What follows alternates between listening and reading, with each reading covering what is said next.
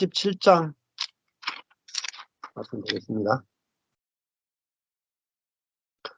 요셉이 바로에게 가서 고하여 가로되 나의 아비와 형들과 그들의 양과 소와 모든 소유가 가나안 땅에 와서 고센 땅에 있나이다 하고 형들 중 5인을 택하여 바로에게 보이니 바로가 요셉의 형들에게 묻되 너희 생업이 무엇이냐?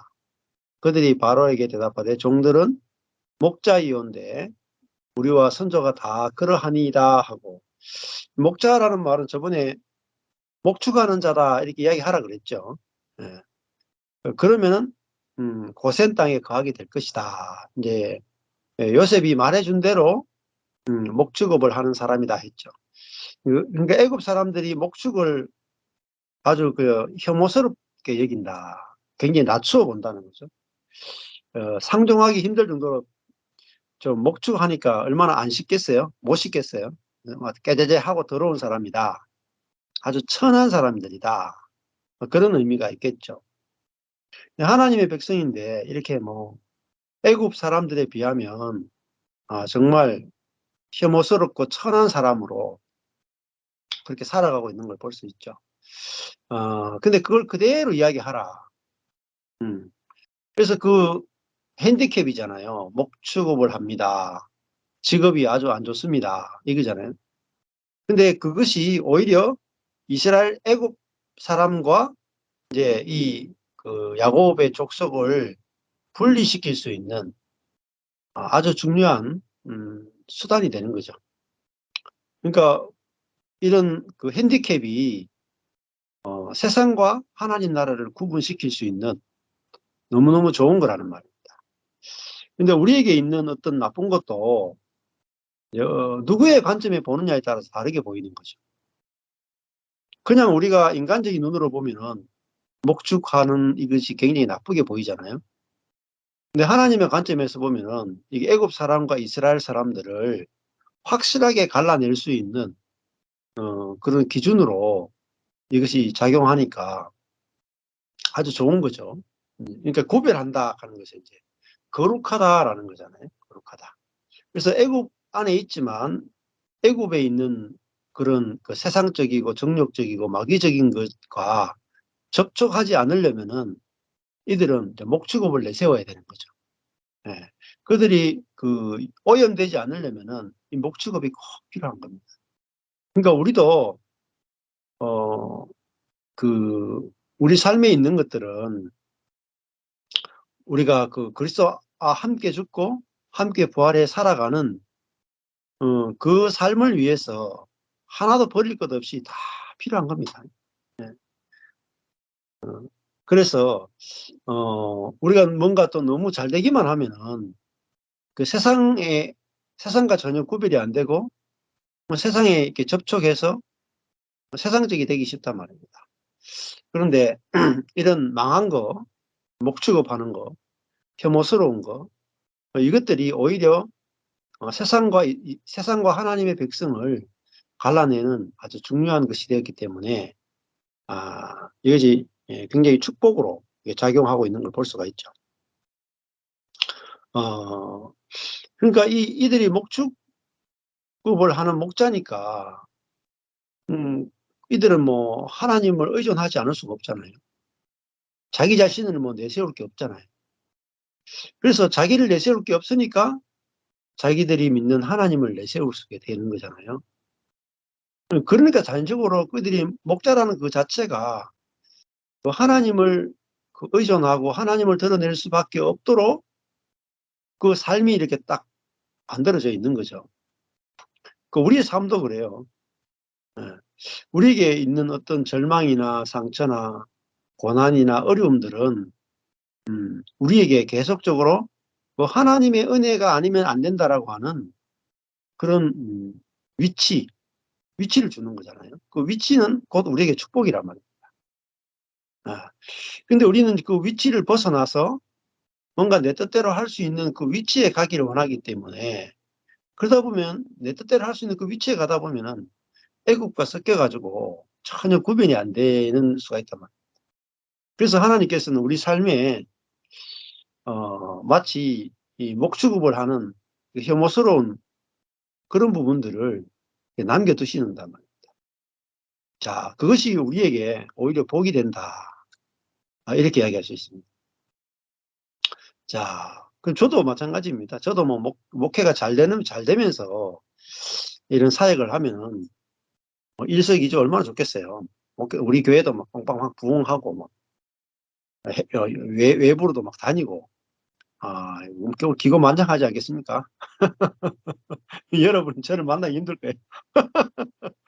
근데 제가 뭐 우리 교회가 뭐 제대로 안 되니까 항상 겸손하려고 해서 겸손한 게 아니라 겸손할 수밖에 없는 위치에 있다. 그게 복이에요. 그러니까 어느 부분은 안 되게 두신단 말이에요. 안 되게. 그것은 우리로 그걸 가시와 같은 것인데 가시는 우리를 겸손하게 하고 그래서 그게 하나님의 은혜가 내게 족하다 하는 거죠. 근데 거기서 그 목자의 자리에서 목축업을 하는 자리에서 뭐가 나오냐? 생명이 나와요. 겸손도 나오고 생명도 나오고 긍휼도 나오고 그죠? 하나님에 대한 의존도 나오고 육적인 어떤 부족함은 영적인 축복과 다 연결이 되어 있다. 자, 그래서 이 유대 사람들이 목축업을 하는 이것은 육적으로 보면 대단한 저주인데 영적으로 보면 대단한 축복이단 말이에요. 그래서 이 두 개가 갈라져야 우리는 음, 하나님이 이 목축업을 통해서 애굽 사람들이 가정이 여기는 이 목축업을 통해서 우리를 애굽 사람과 갈라내는 구별시키는 이런 복을 우리가 받았구나 하면은 목축업이 전혀 부끄럽지 않죠. 그래서 당당하게 바로 앞에서 종들은 목자이온데 우리와 선조가 다 그러합니다. 아주 당당하게 그냥 애굽 사람들이 가정이 여기는 것을 아주 당당하게 내놨단 말이에요. 그러니까 그 연약함과 수치를 내놓고도 부끄러움이 없었다. 네. 자, 이게 구별되는 거잖아요. 애굽 사람들은 부끄러운 것을 절대 드러내지 않죠. 예. 근데 이스라엘 사람들은 부끄러운 것을 아주 담대하게 드러냈단 말이에요. 자, 이것이 두 백성을 갈라내는 거죠. 4절에 보면 그들이 또 바로에게 고하되 가나안 땅에 기근이 심하여서 종들의 때를 칠 곳이 없기로 종들이 이곳에 우구하러 왔사오니 청컨대 종들로 고센 땅에 거하게 하소서. 그렇게 말을 하게 됩니다. 그러니까 이 바로가 이제 들어보니까 딱 좋겠거든요. 애굽 사람들하고도 안 섞이고 자기들끼리 있으면 애굽 사람들도 불평이 없을 것 같으니까 바로가 요셉에게 일러 가로되 네 아비와 형들이 너에게 왔은즉 애굽 땅이 네 앞에 있으니 땅의 좋은 곳에 네 아비와 형들로 거하게 하되 고센 땅에 그들로 거하게 하고 그들 중에 능한 자가 있는 줄로 알거든. 능력이 있는 자가 있는 줄 알거든. 그들로 나의 짐승을 주관하게 하라. 이렇게 이제 바로의 목축업을 이들이 대신해서 하게 되는 그런 이제 복을 얻게 되는 거죠. 음. 자, 그러니까 우리도 뭐 내게 있는 것으로 가면 돼요. 음. 내가 목축업을 하고 있으면 그 목축업으로 가면 되는 겁니다. 그걸로 인도받는 거예요. 음. 그 목축업 하는 사람이 꼭 농업으로 바꿀 필요가 없어요. 내 있는 그대로 쓰신다고. 그러니까 목축업을 하는 야곱의 가족은 그대로 목축업을 하는 그것으로 하나님 그대로 쓰시잖아요. 그것 때문에 애굽과 갈라지고 그것 때문에 고센 땅에 머무르고 그것 때문에 바로의 짐승을 주관하게 되잖아요. 그러니까 뭔가 뭐 능력을 기르고 뭔가 고치고 막 이래서 되는 게 아니라 그냥 하나님의 나를 목축업을 하는 사람으로 두셨으면 그냥 그대로 가면 돼요. 그대로 가면. 쓰시는 분에 달려 있잖아요. 그러니까 우리 인생은 하나님의 손에 달려 있다고. 그러니까 내가 내 인생을 쓰려면 목축업을 하는 자가 목축업을 버리고 농업으로 바꿔야 되겠죠. 뭔가 자꾸 나를 바꿔야 돼. 더 쓸만한 인생으로 자꾸 내 인생을 바꿔야 돼. 근데 내 인생은 내가 쓰기 위해서 만든 게 아니라 하나님이 쓰기 위해서 만들었으니까, 아니면 쓰시는 분이 뭐 들어 쓰긴 나름이잖아요. 어. 그러니까 이들은 목축업을 하는 그대로 하나님께 쓰임 받았단 말이에요. 그래서 저도 야 이거 나를 죄인지 고치는 게 아니라, 나를 고치는 게 아니라 하나님의 손에 쓰임 받는 거예요. 그럼 하나님의 손이 뭐 목축업을 하는 자라고 해서 못 쓰겠습니까? 그렇잖아요. 뭐 아브라함, 이삭, 야곱 다 목축업이다. 아주 천한 직업을 가지고 있죠. 그런데 역사의 중심으로 누가 썼냐? 아브라함, 이삭, 야곱. 역사의 중심 중에 중심이에요. 센터. 진짜 중심이다. 근데 하나님 목축업을 하는 이 천한 인생들을 들어서 당신의 구속의 역사를 이루어 가신다. 그러니까 우리도 내가 능력이 없어서 인생이 안 풀리는 것도 아니에요. 지혜가 없어가 인생이 안 풀리는 것도 아니라 하나님이 우리 인생을 들어 쓰신다. 이걸 몰랐어.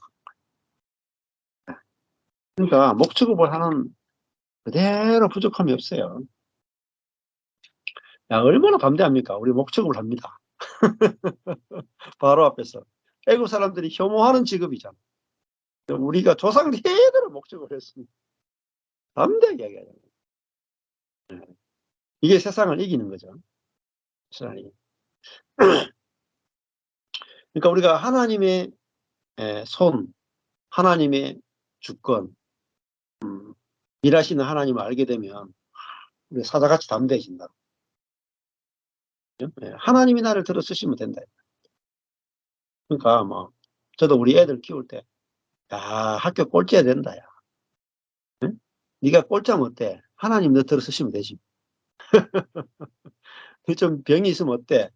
응? 네가 약간 뭐 핸디캡이 있으면 어때?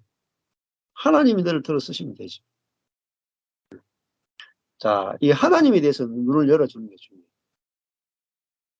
우리는 우리 자신은 너무너무 잘 보는 것 같은데 하나님을 보는 눈이 없다. 우리가 눈이 열린다 하는 것은 하나님에 대해서 눈이 열려야 돼. 하나님이 어떤 분이신가? 하나님이 일하시는 분이시구나. 그러면 나의 어떠함을 안 보게 돼요. 야곱도 목자였잖아요. 다윗 목동이었잖아요. 목동이었는데 하나님의 글을 들었으니까 왕으로 쓰임 받았죠. 요셉도 아버지 집에 있는 그런 아무것도 아닌 청년이었는데 하나님이 그를 들었으니까 이제 애굽의 총리로 쓰임 받잖아요. 이게 남의 이야기가 아니에요. 우리 인생의 이야기. 내 인생이 왜 안 풀리냐면은 내 인생을 지금 누가 들어 쓰고 있는지를 몰랐어요. 지금 내 인생은 아무리 비료해도 목축업을 하고 있어도 하나님이 내 인생을 쓰고 계시구나. 앞으로 써야 된다는 게 아니에요. 현재, now, 지금 하나님이 내 인생을 쓰고 계시다. 야곱의 인생 야곱의 지금 무리들 보세요. 뭐 그냥 뭐 가난해서 기근으로 굶어 죽는 것 때문에 그냥 애굽으로 도피하고 있는 신세 아닙니까? 이 요셉도 감옥에 있었잖아요. 정말 그런데 하나님이 역사에서 보면은 애굽의 감옥에 있는 요셉, 누가 역사가 그 요셉을 주목하겠습니까? 그 목축업을 하는 야곱의 가족, 누가 그 가족을 역사의 중심이라고 주목하겠습니까? 근데 하나님의 나라, 성경 안에서는 바로가 역사의 중심이 아니라 야곱의 가족이 역사의 중심이에요. 애굽의 수많은 사람들 권력과 돈이 있고 지혜롭고 수많은 사람들이 있어도 역사는 하나님이 지금 아브라함, 이삭, 야곱을 통해서 이끌어가는 이 역사가 역사의 중심이다. 그러니까 우리가 세상에서 얼마나 잘났느냐 못느냐가 중요한 게 아니라 하나님이 지금 우리를 통해서 한 사람 한 사람을 통해서 당신의 구원의 역사를 이루어가고 계시단 말이야. 나는 거기에 하나님의 역사에 쓰임 받고 있다. 이게 우리의 정체성이다. 하나님이 내 인생을 들어 쓰고 있다. 비록 목축업을 하는 혐오스러운 자리에 있다 할지라도 하나님의 손에 쓰임 받고 있는 것. 또 우리 안에 계신 그리스도가 나라고 하는 존재를 쓰고 계시잖아요. 우리 존재 자체가 내 안에 계신 그리스도가 나의 혼을 쓰고 계시다. 그러니까 내 혼이 아무것도 아닌 것 같아도 성령의 도구로 쓰임받는 혼이 됐단 말이에요. 이게 얼마나 큰 축복입니까? 여기서 우리가 담대함이 나와야 합니다. 세상과 다른 담대함이 있는 거죠. 요셉이 자기 아비 야곱을 인도하여 바로 앞에 서게 하니 야곱이 바로에게 축복했더라. 자, 이 야곱은 망한 자가 아니겠습니까? 지금 기근 때문에 지금 그 애굽에 온 목축업을 하는 늙은 노인, 정말 깨재재한 망한 야곱. 그 야곱이 바로를 보면서 축복하는 거예요. 축복. 이 축복한다는 것은 많이 가진 자가 적게 가진 자를 축복할 수 있어요. 축복은. 축복은요. 더 행복한 자가 덜 행복한 자를 축복할 수 있어요. 축복은 위에 있는 사람이 아래에 있는 사람에게 주는 게 축복이에요. 아니 뭐 거지가 왕을 어떻게 축복하겠습니까? 안 그래요? 불행한 자가 어떻게 행복한 자를 축복할 수 있겠습니까? 가난한 자가 부자를 어떻게 축복하겠습니까? 근데 축복이라 하는 것은 더 행복한 자가 덜 가진 자에게 축복할 수 있는 거예요. 근데 야곱이 바로를 축복했다 하는 건 뭐겠습니까? 야곱은 바로를 보면서도 하나님의 성령에 감동이 되어서 바로를 보면서 축복할 수 있는 거예요. 하나님의 이름으로 축복하는 거. 자기 자신으로서는 바로를 어떻게 축복하겠습니까? 바로 앞에 축복을 받아야 되는 거지 같은 인생인데. 근데 야곱이 하나님을 믿는 자로서 하나님의 이름으로 바로를 축복할 수 있는 거예요. 또 우리도 내가 복음을 알게 되면은 하나님으로 인해서 하나님의 이름 분이다라고 그 상대방에게 축복을 줄 수 있는 거예요. 저도 이제 복음을 경험하고 알고 내 안에 예수 그리스도가 사는 이 복을 누리게 되니까 제가 상대방을 축복하게 되더라고요. 이 축복하는 게 뭐냐면 사실은 당신이 나처럼 되기 원합니다. 이게 축복이에요. 당신이 나처럼 되기 원합니다. 사도 바울이 헤롯 아그리빠 왕 앞에 가서 이렇게 말하죠. 왕 앞에서. 그리고 유대의 그 귀족들과 또 로마의 빌라도 총독이나 그 권력자들 앞에서 그 3차 전도 여행하고 난 다음에 예루살렘에서 재판을 받는다고. 재판 받을 때 바울이 왕이시여 내가 착고에 채인 것 외에는 당신이 나처럼 되기 원합니다. 축복해. 왕이 뭐라고 하십니까? 학문이 많아서 저놈이 미쳤다. 응? 내가 왜 니처럼 되냐. 내가 왕인데 감옥에 갇힌 네가 뭐가 내가 부럽냐. 근데 바울은 나는 당신처럼 되고 싶은 마음이 1도 없습니다. 내 진짜 마음은 당신이 나처럼 되기 원합니다. 이게 축복이에요. 그리스도인의 축복이에요. 우리가 그리스도 안에서 내가 참 나가 누구인지 알게 되고 하나님이 우리에게 주신 생명의 복이 뭔지 알게 되면 우리는 내가 진짜 최고로 복을 받은 사람이구나. 최고로 은혜를 받은 사람이구나. 내가 최고로 행복한 사람이구나. 이걸 이제 경험하게 되는 거예요. 그러면 우리가 누구든지 만나든지 정말 당신이 나처럼 되기 원합니다. 이걸 전도예요. 전도. 이 전도를 할 수 있습니다. 이거 되면요. 전도는 저절로 되는 거예요. 전도 하나 안 해도 돼요. 그래서 당신이 내가 받는 축복을 받기를 원합니다. 당신이 내가 누리는 평안을 누리기를 원합니다. 당신이 내가 누리는 안식을 누리기를 원합니다. 당신이 내가 누리는 이 죄책감으로부터 자유한 것, 율법으로부터 자유한 것, 죄의 권세로부터 자유한 것, 세상으로부터 자유한 것, 사단으로부터 자유한 것. 내가 누리는 이 놀라운 자유와 행복을 당신에게 주고 싶습니다. 줄 게 너무 많아. 너무 주고 싶은 게 많아. 그 말은요, 영적으로 너무 부유하다는 거예요. 그러니까 자유와 안식과 평안을 많이 누리니까 불신자를 만나고 누구를 만나고 주고 싶은 게 너무 많은 거예요. 축복해주고 싶은 게 너무나 많아요. 그러면 전도가 돼요, 저절로. 근데 뭐 줄 게 없으면 전도가 안 돼요. 불신자 만나가지고 맨날 아이고, 인생 살기 힘든데요. 어떻게 그렇게 행복하게 사십니까?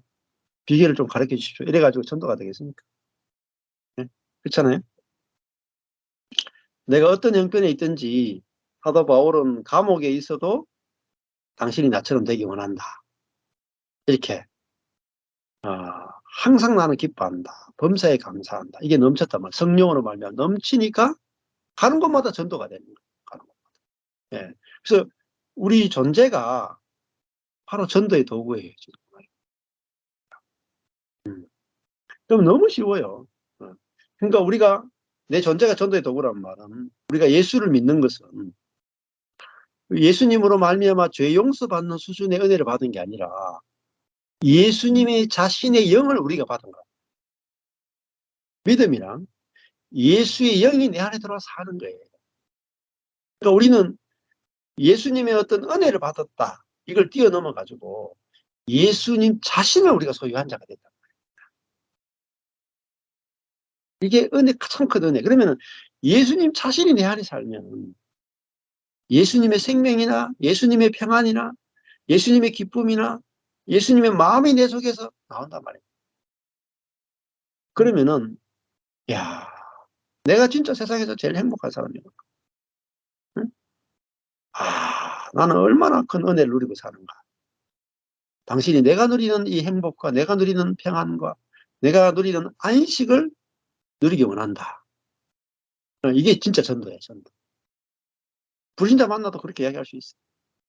누구 앞에서든지 당당하게 이야기할 수 있어요. 이게 축복이에요. 야곱이 파세의 과정을 거쳐가지고 이제 이렇게 나이가 드니까 야곱이 어디까지 왔느냐. 요셉을 잃어버리고 베냐민을 잃어버리면서 완전히 야곱이 다 파쇄됐어. 야곱 속에서 있잖아요. 이제 생명이 나오는 거예요. 생명이 나와서 상대방을 축복하는 거예요. 이게 축복으로 다스리는 거예요. 요셉은 양식을 공급함으로 통치하고 야곱은 축복함으로 통치하는 거예요.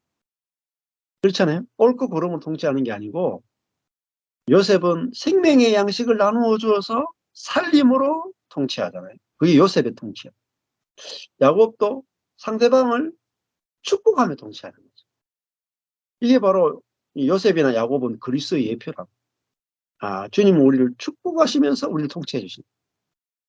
네, 얼마나 놀라운 통치입니까? 근데 우리도 복음으로 말미암아 내가 정말 행복하고 안식하고 만족을 누리면 상대방을 축복하면서 통치하게 돼 있어요. 그러니까요, 문제가 안 생기는 거예요. 상대방을 축복하면서 통치하니까. 얼마나 쉽게 통치가 되겠어요. 네. 47장 8절에 바로가 야곱에게 묻습니다. 너의 나이가 얼마냐? 9절을 보니까 야곱이 바로에게 이르되 내 나그네의 길의 세월이 130년이니이다. 그렇게 말하죠. 나그네 가는 것은 순례 여행, 체류 이런 거잖아요. 야, 내가 이 목축업을 하면서 아버지 집에 있다가 라반의 집에 갔다가 다시 거기서 또 가나안에 들어왔다가 배반 아버지 집에서도 다 형을 쏘게 되고 도망가야 됐고 라반의 집에서도 도망 나와야 됐고 그리고 가나안에 들어와서도 아들들이 살인을 저지르니까 또 도망가야 됐고 또 요셉이 죽었다는 그 소식을 듣고 머리가 휘어지는 이런 또 마누라가 4명이니까 그 사이에서 얼마나 힘들었겠어요. 진짜 험악한 인생을 130년을 산 거죠. 나의 연세가 얼마 못 되니 그래도 자기 연세가 얼마 못 된대요. 우리 조상에 비하면. 우리 조상의 나그네 길의 세월에 미치지 못하나 험악한 세월을 보냈습니다. 그러니까 나쁜 해와 날을 보냈습니다. 험악한 세월을 보냈다. 뭐 야곱이 험악한 인생을 왜 살았습니까? 야곱의 자기중심성 때문에 험악한 인생을 산 거예요. 야곱 자신으로 보면은 자기가 자기 뜻대로 하려고 막 몸부림치니까 더 험악해진 거죠. 그런데 또 하나님 관점에서 보면은 야곱이 험악한 과정을 거쳐야 많이 파쇄되는 거예요. 야곱만큼 많이 파쇄된 사람이 없어요. 험악한 세월을 통해서 야곱은 12조각으로 파쇄된 거라. 그러니까 12아들이 다, 그죠? 지파가 한 지파를 이루잖아요. 아브라함은 한 번 파쇄되니까 어떻게 보면은 이삭을 낳고, 이삭도 한 번 파쇄되니까 야곱을 낳고, 야곱은 12조각으로 파쇄되니까 12아들이 나온 거예요. 그러니까 우리도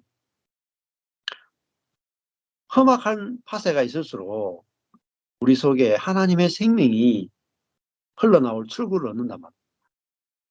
그러니까 우리가 창세기 지금 보시면 알겠지만은 누구의 인생이 가장 많이 기록되어 있어요? 아브라함의 인생입니까? 이삭의 인생입니까? 야곱의 인생입니까? 야곱의 인생이에요. 험악하니까 쓸 게 많잖아요. 그러니까 우리 인생이 좀 파란만장한 게 있어야지 뭐 쓸 게 많죠. 하나님 나라에서도 좀 파란만장한 게 있어야 돼. 그래야 좀 쓸 게 많다니까요. 너무 막 내 인생이 너무 편안하고 뭐 아무 일도 없었고 뭐 풍랑도 안 일고 고요했다. 하나님 나라에서는 쓸 게 없어요. 어, 태어났다 죽었더라. 태어났다 죽었더라. 그 나중에 앞에 장생 있잖아. 누군 태어났다 애 놓고 죽었더라. 누구 태어나고 애 놓고 죽었더라. 그것밖에 쓸 게 없어. 근데 야곱의 인생은 너무너무 자기 뜻대로 안 되는 막 지질이 복도 없는 이런 인생을 살았는데 알고 보니까 야곱이 죽어서 파쇄되어서 거듭나게 하기 위한 하나님의 놀라운 손길이었다. 그리고 야곱의 험악한 인생이 다 성경에 구구절절 다 기록되어 있잖아요. 그 말은 무슨 말이겠어요? 그 인생이 하나하나 다 쓰여졌다는 거예요. 성경에 기록됐다는 말은 다 하나님 나라에 필요한 거다. 여러분 이게 축복 아니겠습니까? 내가 행복하냐 불행하냐가 아니라 내 인생이 실패해도 내 인생이 죄 때문에 막 자기중심 때문에 막 사고를 쳐도 우리 인생이 하나님이 쓰시는 도구로 쓰여지는 게 복입니다. 그러니까 이거를 알면은 내가 험악한 세월을 살아도 되고 막 굽이치는 인생을 살아도 되고 높아졌다 낮았다 해도 괜찮고 뭐 딸이 강간당할 수도 있고 아들들이 막 단체 살인을 저지르기도 하고 뭐 아들들끼리 막 인신매매하기도 하고 정말 상상할 수 없는 일이 벌어졌잖아요. 근데 이 모든 사건이 야곱이 겪었던 험악한 일들은 하나님 이런 험악한 세월 가운데도 하나님의 모든 것을 합력하여 선을 이루시는 하나님의 은혜를 드러내기에 야곱의 인생이 가장 좋은 거예요. 하나님의 세밀하신 은혜를 드러내기에 야곱의 인생은 완벽하다.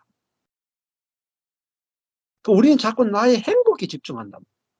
여러분, 나의 행복에 집중하면 하나님이 주시고자 하는 더 크고 놀라운 행복을 발견을 못해. 은혜를 발견 못해.